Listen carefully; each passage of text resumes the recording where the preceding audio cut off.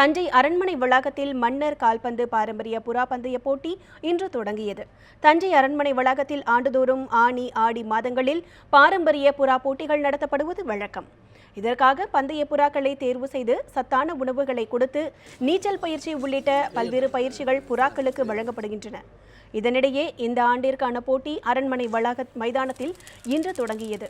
3 நாட்கள் நடைபெறும் இந்த போட்டியில் 100க்கும் மேற்பட்ட புறாக்கள் பங்கேற்றுள்ளன. இதில் 5 மணி நேரம் கீழே இறங்காமல் வானில் பறந்து கர்ணம் அடித்து கூண்டில் அமரும் புறா வெற்றி பெற்றதாக அறிவிக்கப்படும்.